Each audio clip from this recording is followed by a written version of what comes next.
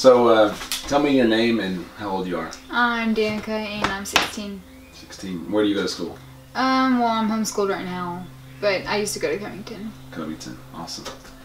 So how many years have you been going on our SDFW retreats? Well, since 2013, so 5 years. That's awesome. It doesn't feel like that long, but I've really missed you myself, and I know my youth group has missed you. The last 6 months we've had a few area wides and then work camp. I know you always went to work camp and that was something you hated to miss. I know you like LTC and you missed that this year. What's it been like since April whenever you were first diagnosed with cancer? Well, it's been a lot harder than, I guess, having a normal life. But because I'm at the hospital every other week and... Yeah, life looks totally different. Yeah. Than before, where you were playing volleyball anytime you wanted. And what else did you do kind of in your spare time whenever you had that? Well, I went to friend's house and hung out with them and like maybe went to the movies or... So I remember 6 months ago, it was March 28th, and we were getting ready for LTC, and I remember I talked to Abby and she said, Ben, I'm having to take Danica in. She's in so much pain. Something's not right. And I came and I saw you in the hospital. It was the first day you were there. You had just gotten in. And I remember she said, she's in so much pain and we just don't know what's going on. I remember she said that you were in so much pain that you couldn't walk anymore. And I was like, what? I don't understand that. She was just walking, a couple days ago. That was not the Danica I remembered. It was not the strong, smiling Danica that I always remember from our events that we did together. But I remember Abby calling me and saying that the cancer was from your head to your toes. And thinking, God, are you finished with Danica's body, with her earthly body? We prayed and prayed, and clearly God wasn't finished with your body. Looking back, what are some of the things that you've seen in the last 6 months that you took for granted beforehand? Well, like having hair, I guess, you just get up and fix it and you don't think about it. And then being able to go like anywhere you want and not having to worry about getting sick or, I don't know, having people look at you funny because you don't have any hair. Yeah. And then like being able to go out with your friends and have a good time, or you're in the hospital and you can't go to a birthday party or any of that stuff. You really miss that. Yeah. Huh? And teenagers today, they feel like all of that is just going to happen no matter what, and it's their choice and they can take it or leave it. Going through what you've gone through now, do you look back and say, man, I don't understand how anybody could turn down the opportunity to go and live life? You feel like you're fighting for your life right now? Sometimes, but not really, not since the beginning. At the beginning I did. Yeah. But I remember you've always been positive, about your outlook, about what's going on. I never did once hear you say anything like I'm scared or I don't know what's going to happen. I just know that I brought you Sour Patch Kids and you're like, thank you, but I can't eat that.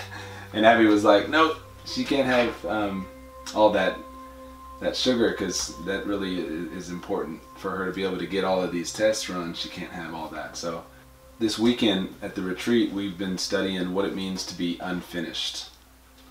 And in Scripture, God describes His church as a lot of pieces. And none of those pieces work without being joined together. And so they're unfinished when they're alone, but when He brings them together, they become finished. But more than anything, that doesn't even work unless we all look back on Christ and his death and his resurrection, when he finished the work against sin and the battle against sin. Knowing that there's two battles going on for you. There's your physical battle against cancer, and there's your spiritual battle against sin.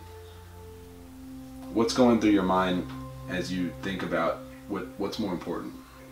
I think they're both really important, but I think that you just need to stay positive through everything. And the battle against sin, that Jesus has already finished that for you. Does that give you peace, knowing that it doesn't matter what happens with cancer, that Jesus' finished work is always going to be there? Yes. It makes you feel good about it? Mm-hmm. That's good. So, what has God revealed to you in the last 6 months, since April? Has there been anything that you've learned about him? But going to church has helped me, like, stay strong in faith and know that he's there for me no matter what, even though I don't feel like he is all the time. And you got to be honest about that. You know, there's times that you're going to be wrestling with God, times that you're not going to feel he's right there. What are some of the things, though, from church, things from the youth, that have helped you get through the last few months? Probably my friends being there for me, and me not dying, I guess, basically. Yeah, and I think knowing that he's there for me no matter what. Yeah. Thinking about teenagers and how every day they're battling with something, whether it be anxiety or maybe it's addiction, maybe it's gossip or peer pressure, maybe they struggle with something at home.